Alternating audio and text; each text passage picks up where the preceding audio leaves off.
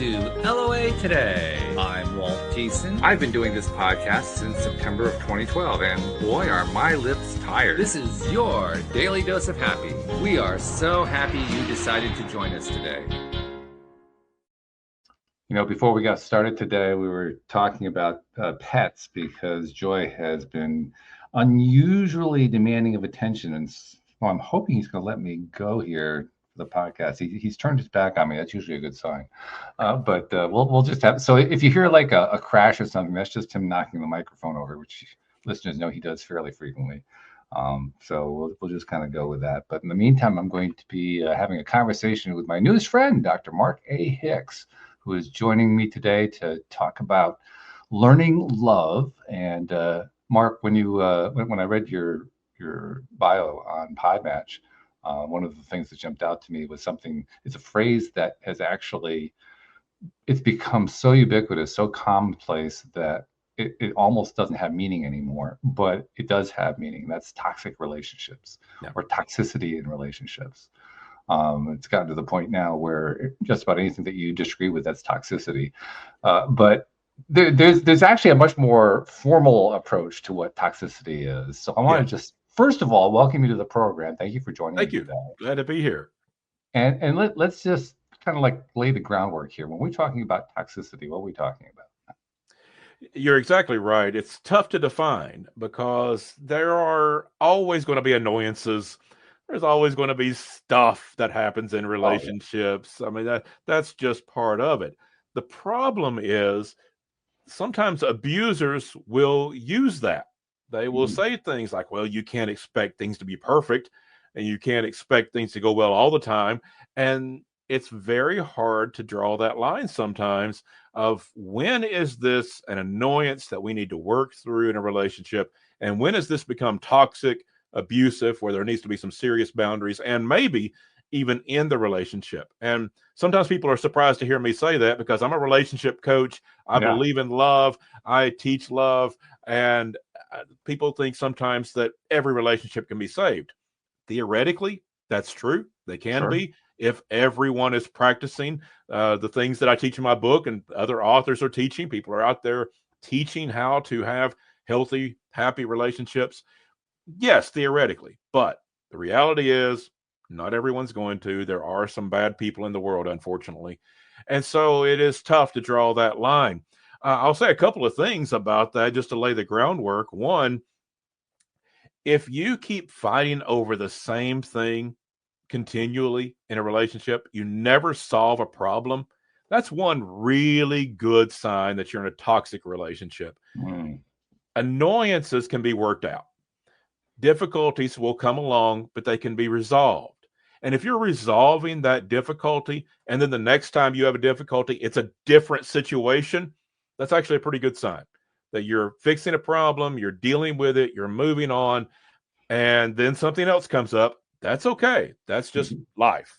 But when you continually find yourself going back over the same stuff, feeling the same way over similar issues or the same issue over and over again in a relationship, and nothing ever seems to get resolved, that's one really good and very common sign that you are in a toxic or abusive situation.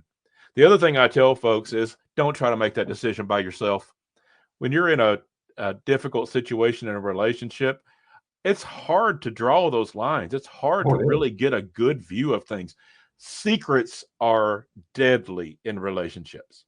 Don't keep secrets if you think you are struggling maybe in an abusive or a toxic or dysfunctional relationship. Talk to people, and particularly talk to a professional. One of the things I'll harp on all the time, we go to doctors for our physical body. We go to dentists for our teeth. We go to a mechanic when our car is not running well. We hire plumbers. We hire lawyers. Why would we not look to a professional to help us with such an important question like, am I in a toxic relationship? There are counselors, therapists, relationship coaches out there that can help you specifically with your situation, dig into the details, and figure out, is this something that can be worked out, or is this something that has become truly toxic? There are a few other aspects to the whole toxicity thing that I think are germane. I'm going to be curious to see what your take is. The first one being that to borrow from the old phrase, it takes two to tango.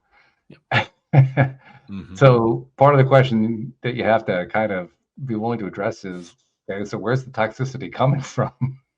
That's absolutely true. Yeah, and even if you can look at your partner and legitimately say this is mostly their fault, this is 80% their fault, 90% their fault, and you are positive that that is true, that portion that is your fault is still important. Even if it's a small amount, even if you think it pales in comparison to what your partner is doing wrong, you still need to address what's going on with you, which just reinforces what I just said about getting a counselor, getting a coach that can help you gain some perspective of, do you need to take some responsibility, but don't blame yourself for what your partner is doing wrong. Don't take responsibility for other people's actions, but we do have to take responsibility for our own. And that's a good phrase. It takes two to tango. It takes two people to make a relationship work, and it takes two people very often that break down that relationship and for it to become toxic. So even if you think you have a fair case to blame your partner for a lot of it, still take a look at yourself and what you can do different. And you might be surprised if you start changing what you're doing, how that can sometimes have an effect. It's not foolproof, but it can have an effect on your relationship.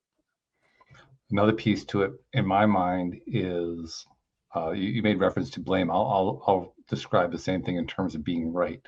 I've noted that there are many relationships where both people involved are bound and determined to demonstrate that they're right. It doesn't matter what the circumstances are. It doesn't matter how serious it gets. Yeah. I'm right. I'm the one who's right here. You're wrong. I'm right. Yeah, there's a phrase, and I'm not sure who originally said it. It may have been Dr. Phil or some other TV guru. I'm not sure which one it was, but the phrase stuck with me, and it's, do you want to be right or do you want to be in a relationship? Yeah. And so often we get caught up in, I want to be right, and I am right, and I'm gonna stand here and be right in my rightness and show you how right I am. Well, okay, you can do that and destroy your relationship in the process. And that's actually pretty common. We get so caught up in trying to win the argument that we lose the relationship. We may win that battle, but we lose something much more important in the process. It is important to stand up for certain things. It's important in certain areas that you don't just back down, that you do stand up for what's right. But those are pretty few and far between. There's very few things in life that are worth sacrificing an important relationship, whether it be a friendship or a spouse or family member. There are some, but be careful how many of those you pick, and not to continually go back. But that's another reason why we don't keep secrets, because sometimes these things get in our heads and they just become so important in our own minds. When we say that out loud to someone else that's not involved in the fight, maybe a friend, especially a counselor, it helps us get some perspective. When we say it out loud sometimes and get someone else's response that's not involved, we might see it's not really all that important. It's not as dramatic as we're making it out to be as we roll it around our head, especially at night when we get to thinking about it all over again and we start playing those tapes in our head. Most things really aren't that important. And so just be careful which hills you want to set as a battlefield. Yeah.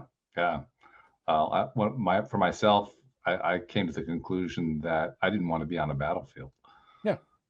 I mean, I found no value in it. Yeah. Not that I wasn't on the battlefield for a long time, because I certainly was on the battlefield for a long time. Not so much with my primary relationship, although it kind of sometimes would go there, but more often just in life, just with various relationships in life. Yeah. And boy, I mean, after a while, the thing that happens, I think, and I suspect that the experiences are different from one person to the next, but I think ultimately what happens is the longer that you stay in that place, the more alienated you become from society. Yeah. Yeah. If you insist on having your own way, and it is just about you, and it is just about being right, you can win those battles sometimes, but you're going to live a very lonely life. You're going to be able to stand in your rightness alone eventually, because that's just not what a lot of people are looking for in a relationship. They're not looking to be beat up and shown how wrong they are on stuff that really doesn't matter. And so, yeah, like I said, it's not that I want to rule out all things, as we would never argue about something, never stand up, never be on the battlefield. There are certain things that maybe are that important, but there's not many. So be careful. It's a pretty short list, I think. It's a pretty short list. And again, check that list with somebody else, because we can really get into our own minds on things and blow it out of proportion. And someone else can kind of help us get some perspective on that. And it's good to hear a friend, a family member, a counselor that's not involved say, that's not all that important. Or what are you going to win? If your spouse, your family member comes around and says, okay, I get it. Finally, I get it. You're right. What if you won? What have you accomplished at that point, other than, wasting a lot of time, energy, and capital in that relationship and connection in that relationship? Yeah, it's a great question, because once you can answer that question clearly and truthfully and in a forthright manner, what you're probably doing is you're probably fighting for something that really doesn't serve you. Yeah. Yeah. If you can answer that question and there's a legitimate answer, and again, don't keep it a secret. Other people are saying, yeah, I see your point there. That's a legitimate thing you're going to win if you get this. Okay. But I doubt you're going to find too many things that really answer that question well. And there's probably a price you're going to pay along the way anyway. Yeah, it's a price you're going to pay. So yeah, those are the kind of questions that build relationships. And that's one of the things I emphasize, that relationships are built. It's a learned skill set. What we're talking about now is a lot of instinct. I'm right, and so I'm going to fight for what I know is right. That's instinctual, but that's not necessarily the best decision. Love is a skill set. Building relationships is a skill set, and it's not just about knee-jerk reactions and basic human instincts. It's about understanding the core components of what it takes to build a relationship and putting those into practice. So I'm going to go out on a limb here, and I'm going to decide that you came into this field, into this realm, through something in your own life experience, because that's the way these kinds of things typically play out, right? That's exactly how it plays out. That's true of me as well. I really had what I say is a threefold path that brought me to writing my book, Learning Love. One is I am a counselor. I have a background in counseling, master's degree in mental health counseling. And in every area of counseling, we deal with relationships, whether it's a relationship with yourself, with other people, maybe at home, at work, wherever it is. It's all about relationships. I also come from a background of spirituality and theology. And in that realm, it's about relationships, relationship with ourselves, relationship with others, relationship with God.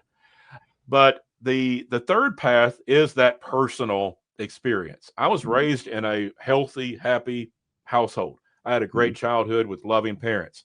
And so from that, I learned a lot about what love is, but I grew up with an assumption. Love just happens.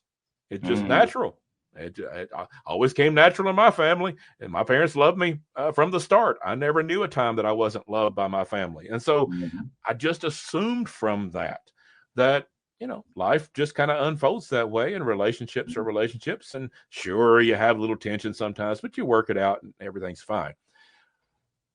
From that assumption, I went very naively into adulthood and ended up in a toxic first marriage. It was an utter disaster. It was a very painful experience, and it ended in divorce. And from that, I began to ask these questions. What is love? Is it even really possible? Can you build a life of love? Is it just luck? Is it just some people happen to find that right person and some people don't? Is it possible to really understand what love is and how to practice it? And so I didn't fully understand all this at the time, but looking back, I could see there were really some seeds planted from that experience of that difficult relationship and divorce that really drove me to ask those powerful questions. And then as a counselor, as a theologian, those paths all converged into wanting to understand and eventually coming to a place that I could articulate what love is to its basic components and how to practice it. So in my book, I teach the 5 components of love. And if people learn and practice these 5 components, anybody can build healthy, happy, thriving relationships. Even if you've been through a divorce or come from a dysfunctional family or have been through relationship trauma of some kind or struggling in relationships now, relationships are a learned skill set, and it is possible to build those. And now I'm experiencing that. I'm remarried, very happily married. I often say I've had a bad marriage and a good marriage, and good is better. And so we really need to find ways of having that. And I think I'm able to articulate how to do that. Now, that's still a practice. Don't get me wrong. I'm still practicing every day. Love is not something that we emerge into and raise triumphant. It's a practice, and it's something that we continue to practice throughout our lives in all our relationships. But whether it's at home or at work or with friends, the basic 5 components of love are the same regardless of the relationship. Now, it manifests differently. A relationship with your spouse is obviously very different than with a coworker, but the 5 components of building healthy, happy relationships are the same throughout life. Well, now that you've teed that up so nicely for me, I've got to take a swing at it. What are the 5 components of a successful, loving relationship? I'm glad you asked. The first one comes as a surprise to many folks. The first component of love is grief. And that is because no one gets through life without scars. Life is going to be difficult. We can have a lot of fun along the way. We can have a great time, and there are a lot of blessings in life. But there's also difficulties, and there's also hardships, and people in our life pass away, and there are struggles. And if we're not careful, we can instinctively, because of the hurts of life, begin to put up barriers, put up emotional walls, keep people at arm's length, try to protect ourselves. That's a natural instinct, but it doesn't build relationships. It just keeps people pushed away. I worked with a lady one time when I was a counselor in a hospital program. She was, I think, 72 years old, and she had lived a life of bitterness and anger. She'd gotten married, she had kids, but she had a terrible relationship with all of them. She had always been defensive with everyone, had very few relationships as far as friendship or anything like that. And by the time she got into her 70s, the weight of depression and just the weight of that bitterness was weighing her down so much, she had finally sought treatment. Long story short, as we worked through that, the core of that bitterness and anger traced all the way back to a falling out she had with her sister 50 years prior. They had been best friends growing up. They had a huge falling out, never spoke again.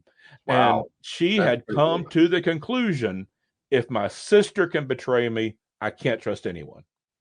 And so she never did ever again. And really that became the story of her life. Now we think, what would happen if she had been able to grieve the loss of her sister? If she had been able to grieve through that loss and allow that grief to be her comeback story. And that's what grief is. It's our comeback story, that we are able to grieve as a healer. It's not fun. Nobody wants to go through it, but grief is a healer. And so if we're able to heal from those wounds and we are able to stay connected, keep those barriers down, stay connected with people, keep our hearts and our minds open to relationships, even though we've been hurt, we can't fix the past, but we can go on to a good life anyway. I often say that sometimes things are so painful, it leaves a hole in our heart, but you can live a really good life with a hole in your heart. And if we understand that, we don't try to fix the past, but we try to live that good life anyway. This lady could have done that had she known that first component of love is grief. Sometimes we do get hurt, But if we grieve and we heal, that's our comeback story, and we're able to stay engaged in healthy relationships. And that's why that's the first component of love. And I like that, not the least of which is it illustrates very nicely what happens when you don't let go of something. Yeah. Yeah. If we aren't able to grieve, we just hold on to that hurt.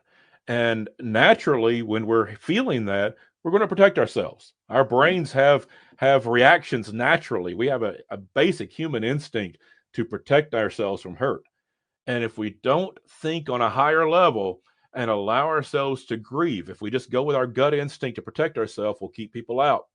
But when we learn how to grieve, we learn how to let go of the past and embrace relationships in the future despite the past, we can go on to healthy relationships. Mm-hmm. Yeah, which is definitely what it's all about. Okay, so there's our first component. What's the second one? The second component of love is emotion. That's the one everybody expects. That's the one we know. That's the beautiful side of love. That's what everybody's looking for. That's what we make rom-com movies about. And for a lot of people, that comes natural. They express their emotions naturally. They love those connections with people. And folks that have that naturally, they don't need people like me teaching them how to do it. They know how to do it. But there are people that are more reserved, more cerebral. They're not so sure about showing their emotions. And for people like that, I say it's a learned skill like any other. Start small. But the important thing is that people in your life who you care about need to know you care about them. Your family needs to know you care. They need to hear it. Don't make them assume it. Let them know you care. The people at work that you appreciate, let them know you appreciate them. That goes a long way to building relationships. Learn to express things. Learn to say, I love you. And if you just can't do that because maybe you were raised in an abusive household as a child and love was a word that was loaded and used as a weapon, then don't say that word. Let that go. Say things like, I appreciate you, or just thank you. The point is, do what you can to connect on an emotional level. For some, that comes easy. For others, it will take a little bit of practice, but that's okay. It's a practice like any other. Anything you do that you're not naturally good at, it will feel awkward at first. It'll be a little weird feeling at first, but you can get better at it. You weren't probably good at basketball the first time you picked one up either, but after a while, it comes pretty natural to folks if they practice. Eventually almost everybody can shoot a hoop every now and then, even if it doesn't come natural. Cooking, gardening, everything doesn't make a lot of sense when you first start. The same is true for emotions in relationships. If you're not naturally good at it, just practice. Just start small, but show that you care. Say the words out loud, and it'll take you a long way to connecting in those relationships.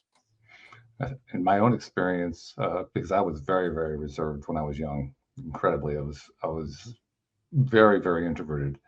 And what I've learned over time was that the more that I took steps, because that's basically what you're talking about, taking steps. The more that I took steps, I began to find my earliest childhood training revealing itself in ways that it didn't reveal itself before. Yeah. In other words, the steps help you to connect to what was actually going on in ways that just sitting in a therapy chair and saying, well, what went on when you were 3 years old? That doesn't do it as well. Yeah, and that's why practice is a word that I use a lot, because our brains just sort of begin to make connections. When we get involved in something and we start working at it, then our brain starts to do exactly what you said. It starts to make that connection and say, oh yeah, this makes sense now because of how I grew up. Now I'm kind of getting it. Our brains can make those connections, but we have to be in the game. We have to be in the process and in practice so that we can make those connections. It's not going to happen just kind of sitting back and hoping that things change someday. Start small. You don't have to push yourself, but just start small and let people know you care about them. Say the words that from your coworkers, to your family, to your spouse, to your friends. I appreciate you. you mean something to me, and I love you. Mhm. Whatever the relationship is, whatever is appropriate for the relationship, and whatever you can do at the time, say the words. Yeah, I like that. I think also that the difficulty of expression it's an opportunity. The fact that it's difficult is an opportunity.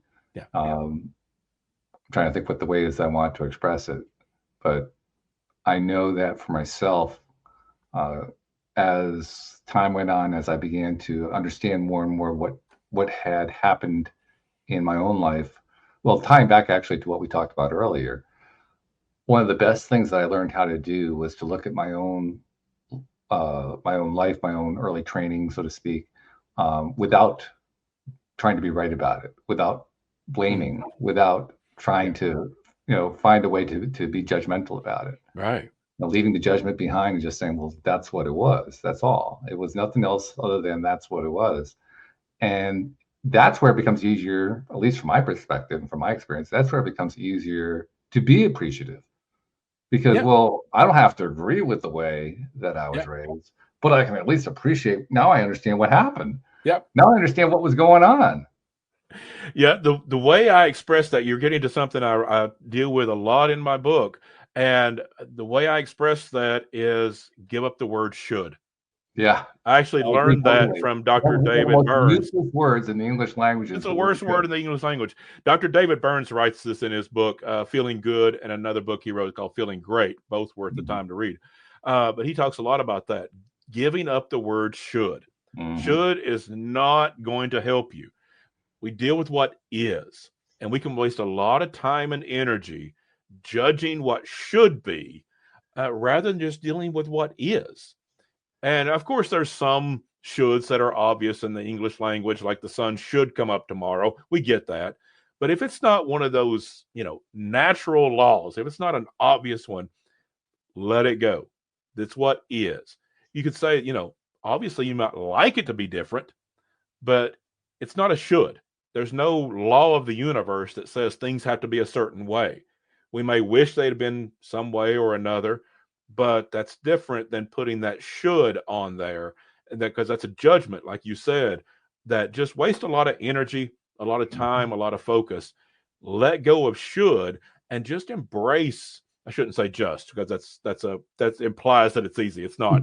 but work to embrace the idea of what is, and work at and that will help you a lot with your emotional connections. When we kind of get past this, well, they should do this and they should do that, and I should feel this way. Now, just deal with what is.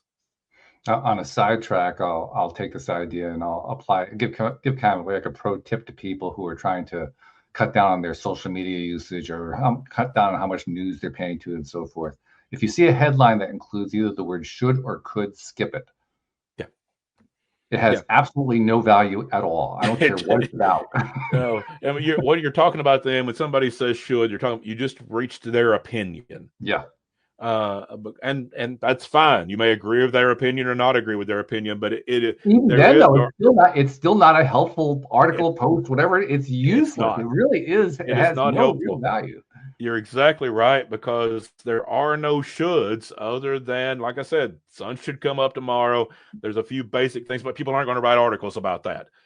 When we use the word should in that context, it's just an opinion, and it's trying to get other people riled up into something, and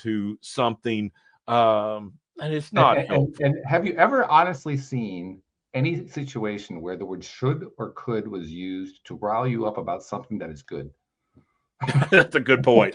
No, come to think of it, because people, if we're trying to rile people up, things like anger and fear work really easily. Yeah, absolutely. Yeah. And so we try to push those buttons, and people can do that in all kinds of relationships. They do that at work. We do it in our families. We push those buttons of anger and fear, and should is a way to do that. But it doesn't build healthy relationships. If we want to build healthy relationships, they're not built on anger and fear, and it's not based on judgment of should. It is based on those healthy connections of dealing with what is. And if something's not acceptable, then dealing with that reality, not dealing with a should, but how would we like things to be different and how can we get there? I made a commitment to myself a few years ago. I don't give a shit anymore. Yeah, exactly. I love that. Exactly. Yeah. So, all right. Well, we got a few of the components. What's the next component on the list The here? component number 3 is practicality. Now, for the folks that were struggling with the emotion, this is the one they've been waiting for. This is the cerebral side of love, and there is that. We have to have practical decision making and do the things well every day that build a good life together, whether it be at home or at work or any other place. I often say that emotion brings us together, practicality keeps us together. And in many ways, practicality is the forgotten element of love because they don't make rom-com movies about, practical guys that make good decisions. But it's those practical, good decisions that keep us together. Things like, for instance, if you are a married couple, how are you going to deal with money? Money is a big issue within a marriage. I knew a couple one time, they were both extraordinarily attractive people, incredibly athletic, very active, and they were such nice people. And they had a good relationship, but he had a spending addiction and it eventually destroyed them. They eventually divorced because the trust was broken. He was hiding the addiction and things of that nature. And she said to me, and she's not the first one I've heard this from, but she said, "I love him, but I can't live with him." That is such a sad statement. Yeah. But that when people say, "I love them, but I can't live with them," that means they've made the emotional connection and they still have it. But they've lost the third component, which is practicality. And that can come from money. It can come from parenting decisions. It can come from how we deal with household chores. It can come from things like mental health. Things like depression and anxiety don't just take a toll on us. It takes a toll on the people around us. And those are treatable conditions. And so a practical reality of life is that we need to take care of ourselves. We need to be in the best health we can be. Doesn't mean you have to be an Olympian, but have some nutrition, drink some water, get a little bit of exercise, try to feel good. And if you have things that are treatable like depression or anxiety or some mental health conditions like that, get treatment. And anybody that says there's stigma there, with all due respect, that is wrong. That is just incorrect. There's nothing wrong with getting help. As I said earlier, we go to a doctor for physical health. Why would we not go and get help for our mental and emotional health? Those are practical realities. And another practical reality that we also mentioned earlier, some relationships have to end. That's a practical reality. You may still have that emotional connection, but on a practical reality, if they are an abusive person, you may still have emotional feelings for them. But if they're abusive, we're not intended to be abused. We were not put here on this world in this creation to be abused. That's not why we're here. And so if you want to have healthy relationships, you have to make room for them. Abusive, toxic relationships will consume your life. If you want to have healthy ones, a practical reality is you may have to end some toxic relationships, maybe with a parent, maybe with a sibling, maybe you have to divorce. Those are not easy decisions and they hurt. That's why grief is the first component of love. That will be our comeback story when this hurts. But that's a practical reality that if we want to build healthy relationships, we have to make room for them, sometimes by ending toxic or abusive relationships. And so the practicality is what really keeps us together. It's what builds that good life together to make good decisions, run our household well, work together well on the job, do the things every day, big and small, those big decisions, but also those very small decisions on how we speak to people, communication skills, which is also a learned skill set, all these practical realities to bring into relationships so that we aren't in a position where we say, "I love that person, but I can't live with them." Practicality is how we live together. Yeah. Okay. So we got grief, we got emotion, we got practicality. We got 3 out of 5. We can stand on 3 legs now, but I think it takes 5. It really does take five. All five are important, and this fourth one is especially critical and very often overlooked, and that is we have to love ourselves. I was wondering when that was going to come in. Okay, here Yes. we go. The fourth component I refer to as acceptance. And that can refer to accepting other people. We don't accept abuse, but we do accept other people and their flaws. But more importantly, we have to accept and love ourselves. Brene Brown's written a lot about this, done some great research in the area. There's other people that have as well, but she's the most noted and done brilliant work on that subject. And she says, you cannot love other people more than you love yourself. That's the top. That is the limit. And so many people misunderstand this because we have an opposite viewpoint.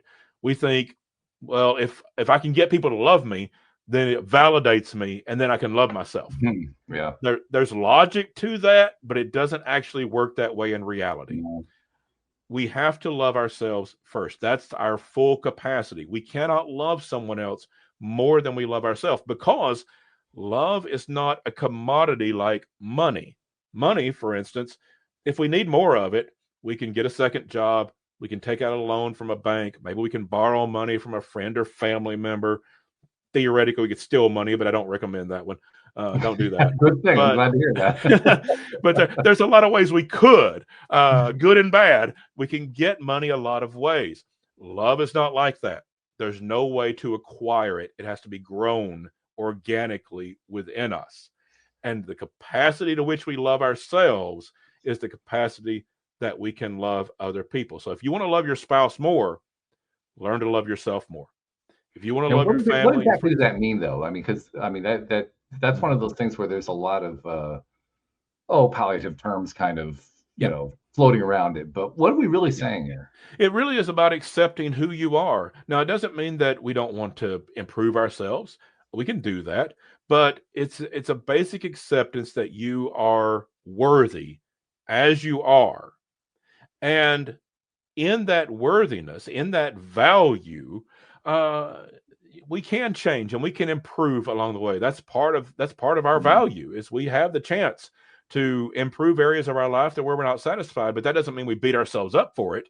It means that we look at that and we say, you know what, I could be even happier and even healthier if I made this change. That's a different attitude than beating ourselves up for doing something we don't like or that we want to get rid of. That I can be happier and healthier if I go this direction. But accepting that we have basic core value in who we are. We don't have to have anything else to be a person of value.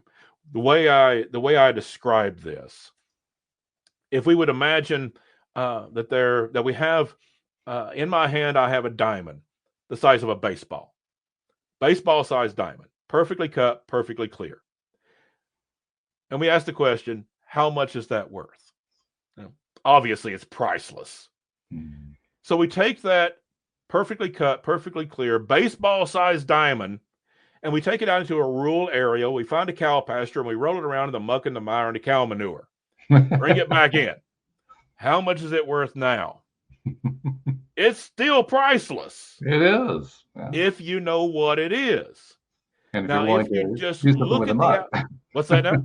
And if you're willing to do something with the muck. Exactly. If we just look at the outside, it looks pretty nasty. But if we know what it is, you don't care. You still want that priceless diamond and understand that, yeah, it's pretty nasty. But if you understand what it is, it doesn't matter. There's still value there. It's still priceless. And I argue that's who we are, that we are priceless. We are exquisite. We are of endless value just in who we are as human beings. And yes, through life experience, we've all been rolled around in the muck and the mire and the cow manure, and we look pretty rough. We've all had those experiences of life through our own mistakes, through things people have done to us, through just life itself. We can look pretty rough, but that doesn't change the value of who we are. That just means we need to get cleaned up. And that's about self-improvement. That's what counseling is for. That's what religion and faith is about. That's what psychology is about. That's what love is about, of of cleaning up all that mess of life and discovering our true value all along. One of the things that jumps into my mind as we talk about this is the fact that we as humans, first of all, and you kind of alluded to this a moment ago, we do have a tendency, many of us, to treat ourselves in ways that we would never treat our best friend or even our worst friend. Right. Yeah. In fact, if we treated other people the way we treat ourselves, we wouldn't have any friends. That's exactly right. Which is really kind of an odd thing. It's amazing how we'll just beat the crap out of ourselves. But there's also an interesting flip side to it, which is we can treat ourselves better and end up loving ourselves more as a result. We have a tendency, I think, to think that we have to love first and then we get to change. Right. But it actually works the other way around. If we love ourselves and we understand that value, it's easier to change because we understand that is all those changes we want to make aren't about our core value of our worth. It's about the life we want to live. It's about cleaning up that mess, fixing that mistake, or not setting better boundaries so that we don't have things done to us that mess up our lives. There's a lot of ways that this could go. And again, that's why counseling is important, to discuss how do we clean up some of this stuff. But it doesn't change the core value of who we are. But that's a discovery. That becomes a discovery of, as we clean up some of this stuff, as we begin to explore and accept ourselves. And as you said, stop beating ourselves up. You know, show a little bit of mercy, a little bit of compassion. That can go a long way. Just getting out of some of these habits, because, you know, if you make a mistake at work, it's very likely you're going to spend the whole day saying, I can't believe I did that. I cannot believe how dumb I am. That was so stupid. I cannot believe I am so useless. People will do this themselves all day, maybe longer, because of one maybe small mistake. But if you do something well, if you get it right, if you did a good job, do you spend the day saying, I am so good? Man, I'm good. Yeah. Look at me. Probably not. It would help us if we did. It'd be great if we did that. Yeah, that would be wonderful. But and so to begin, there's a lot to this. And again, this is a good reason to be in counseling. But to begin, I would say just give positive affirmations, positive declarations equal time. I'm not saying stop beat yourself up instantly, because those are hard habits that are they've been around a long time. But give compliments equal time, because you've done something right. Yeah. And so just kind of, if you catch yourself saying, I can't believe how dumb I am for doing that. Okay, now let's find something you did right, because there's something there. And let's spend some time thinking about that and complimenting yourself. It will feel weird at first, because we're talking about, you know, neuro pathways in your brain are going to be much easier to form those negative thoughts. That's kind of the way we're wired up. But the positive thoughts will feel kind of weird. That's because your brain has to form new pathways to learn how to do that. It doesn't come as naturally. But as you give equal time, it'll feel more natural, and you'll actually start finding more ways to compliment yourself, because there's plenty there for everybody. So you don't have to radically change your personality or you know, make any drastic adaptations to your life. Just work at starting to give equal time. When you beat yourself up, give some equal time for the things you did well and build yourself up. Yeah.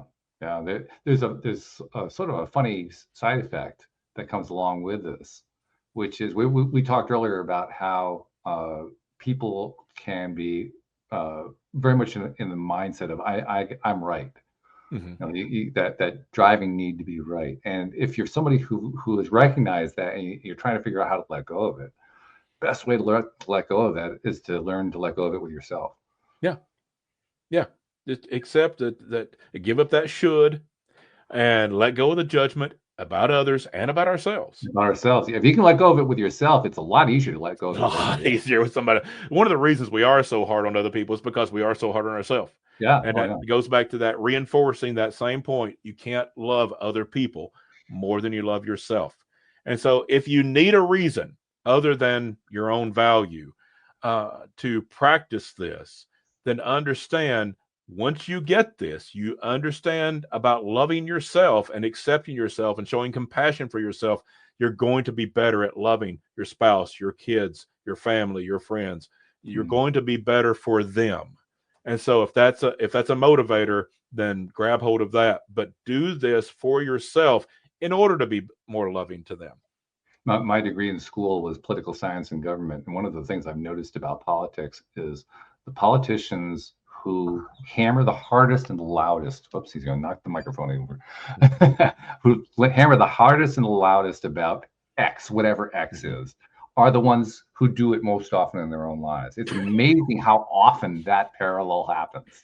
It is. In fact, when you hear somebody going off on something, you say, okay, so what have you been doing lately? My mind. Yeah, there's that old phrase, you protest too much. You protest too much. Yeah, exactly. And sometimes we do reveal ourselves that way because we get stuck on these things and we think, well, if everybody else would stop, then I could stop. That's right. Yeah, exactly. If we could just eliminate this from life. If everybody else stop, then I'll finally be able to stop. I can't do that until everybody else does it. But when that happens, then I can finally stop. and that is a real temptation in a lot of areas, that if everybody just got their act together, I'd be fine. That's right. Well, I'm sorry, but that's probably not going to happen. And so let's work on us. Let's get that counselor, that coach, that therapist. Let's work on finding our own value so that we can love others, and we'll value ourselves despite our flaws as we work on them, and we'll love other people despite their flaws as they work on them, because we're all doing the best we can. Sometimes that's a train wreck, but we're doing the best we can at the time. Even if it's a train wreck, if it's the best you can, it's the best you can at that moment. It doesn't mean that that's forever. It's just for right now, that's where your best is. And it's the best we can do. And so compassion and acceptance is a vital part of love. If we're going to have loving relationships with other people, we have to have that relationship with ourselves. That is a fourth component of love, and it is one that is so overlooked because we try to jump into being validated by other people, and it just doesn't work. Sounds good, but it doesn't work. We have to love ourselves. So we got grief, we've got emotion, we got practicality, we got self-love. How does all this tie together? Where's number 5? The fifth component of love is passion, and this is a passion for life. This is just enjoying the life we have. And it becomes the wind in our sails. It becomes the fuel in our engine of getting up every day and knowing that we can look to enjoy the life we have with our family, with our coworkers. Is everything going to go right all the time? No. But some things can go right.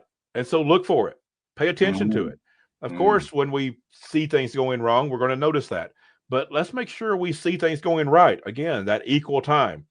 Let's look for things to celebrate and celebrate those little things. And really the key to this whole thing, the secret ingredient to having passion for life, is just having fun.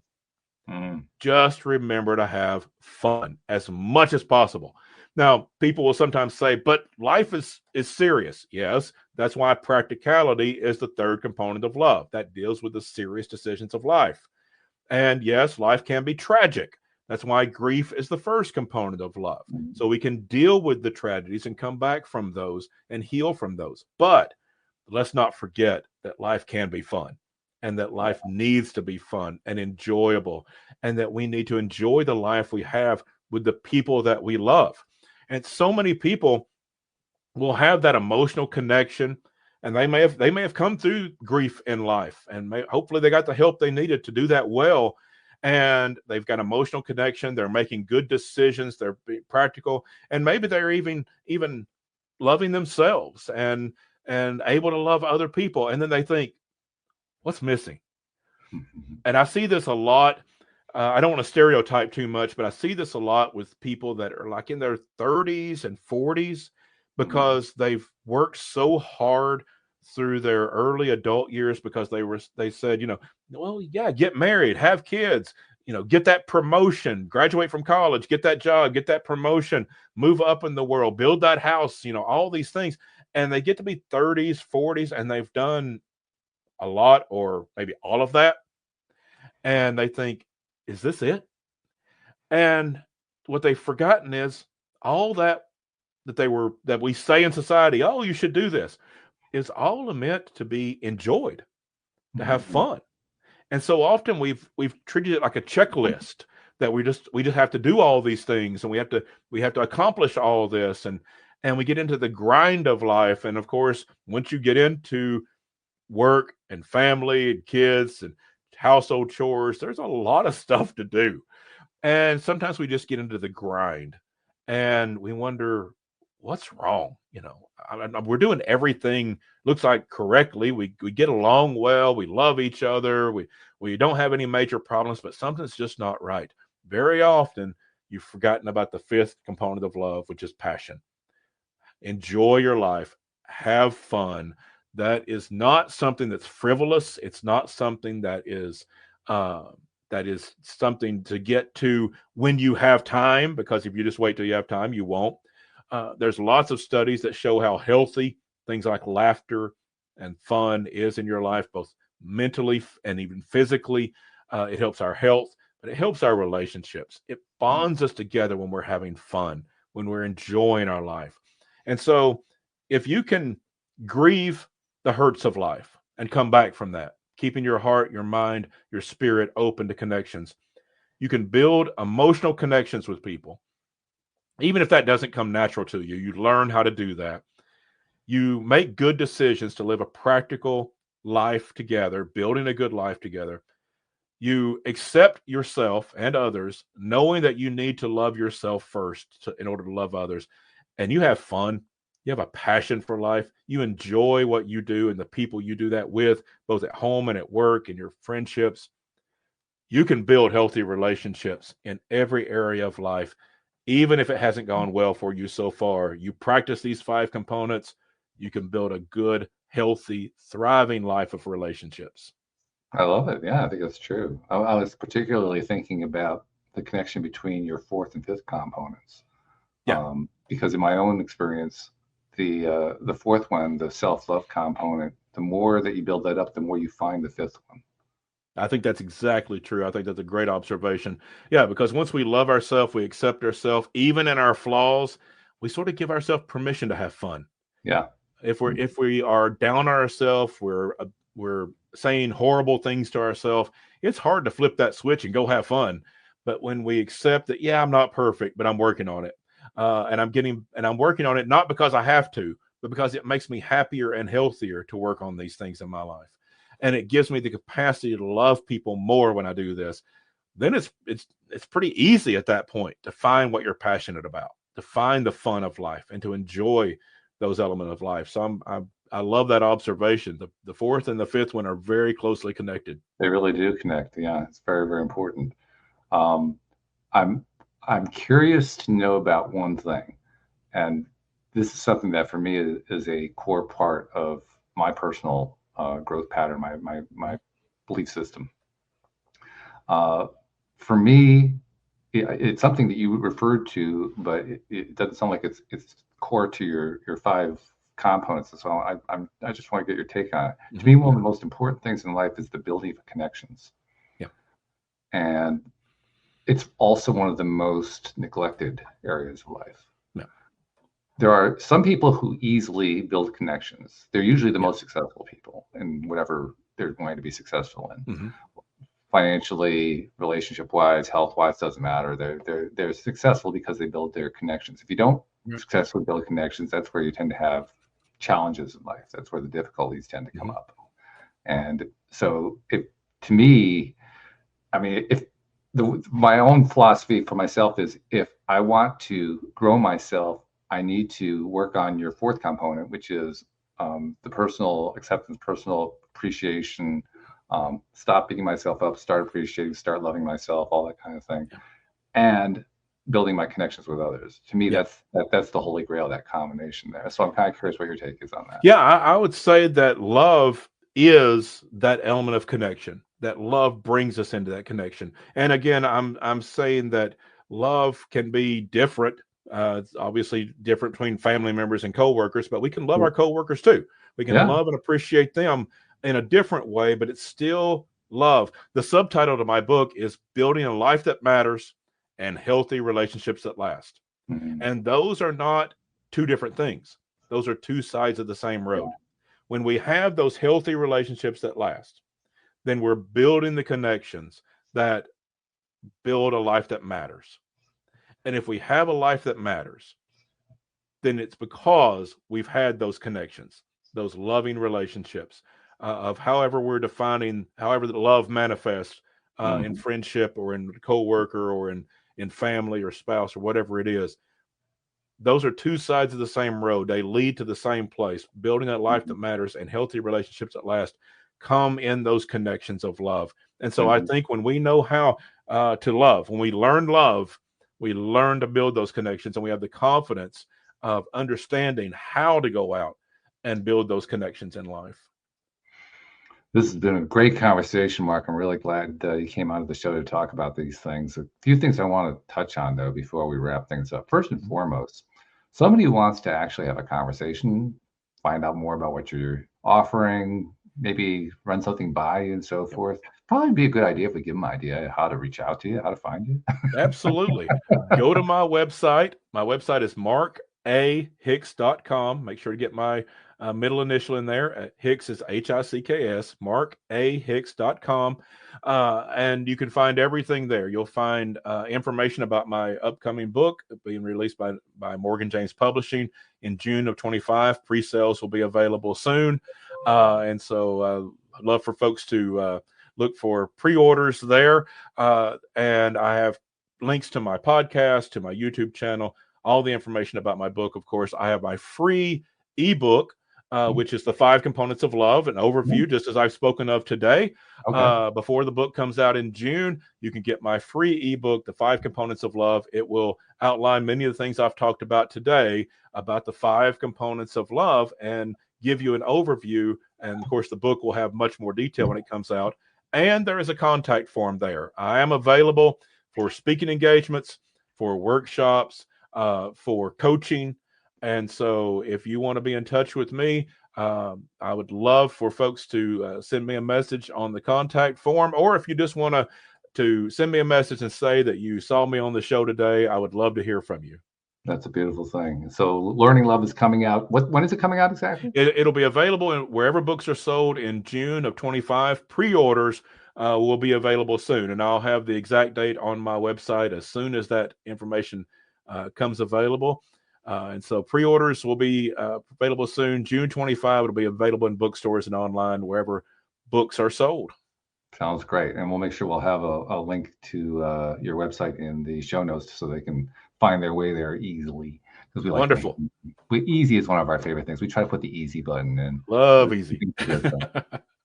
One other thing that I like to do, and I've been doing this for a few years now, I noticed something, because in your case, not only do you have your practice, but you also are an author. And so we live in the 21st century where self-promotion is about reaching out, talking to people through the various modalities that are available to us through the internet, through social media, all that kind of thing.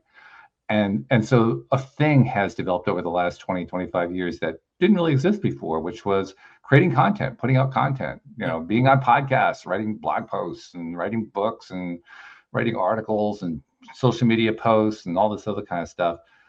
And it fits very nicely. It feeds very nicely to why so many people become who they are, what it is they're doing in their lives, is why they end up being on the show here, because they like you went through your toxic first marriage and you learned stuff from it, and you wanted to share it with the world. Like, wow, this is great stuff. And so you go out there and you're sharing with the world, you're telling people, so forth. And the thing that I noticed is there are so many of us who are doing that and reaching out and helping people that we never find out what happened. I mean, sometimes we do find out, which is great. But very often we're helping people in ways that we don't even know about, and we don't get credit for it, and it just kind of like gets ignored. And I thought to myself, well, if I'm going to practice appreciation, especially self-appreciation, wouldn't it be a good thing to be appreciating that? So, Mark, on behalf of people you've never met, never seen, never will meet, never will see, who you've been helping in ways you don't even know about because you've been putting all this stuff out there, on their behalf, thank you for what you're doing, because you're making a difference in this world. Well, that is a beautiful thought. I love that. Thank you. I love that idea. Yeah, I'm still kind of blown away that we ignore that, because it's so important, especially in the 21st century where we're so connected. My Yeah. goodness. Yeah, Yeah. it is. You know, I had an experience just a few days ago. I was on a meeting. It was a Zoom meeting. It had a lot of people, and I saw a guy on that meeting. I had never met him, but long story short, there was a lot of things that he does in his life that have influenced me. Oh, And okay. so I just sent him a direct message while we were in the meeting. I said, "Hey, quick introduction. Here's some things I have done and that you influenced along the way." And so just wanted to say thanks. He sent me back a message of such gratitude, saying, "There are so many days I have no idea if I'm even making a difference. Thank you for letting me know that I've made a difference in your life." And so, yeah, and he was just so grateful I'd sent that message. And this is a guy who's done a lot of stuff. You know, he's well known. He's done a lot of things, but he was so grateful that I sent that message. You're absolutely right. We all are out there trying to help, trying to make the world a little better place. Sometimes we get to see that we are. Most of the time, we probably don't. So thank you so much. We need the reminder because we are making a difference. Yeah. I mean, all these things that we do have ripple effects, and the ripples go on and on and on. Yeah. I think that's beautiful. Yeah, we need to hold on to that.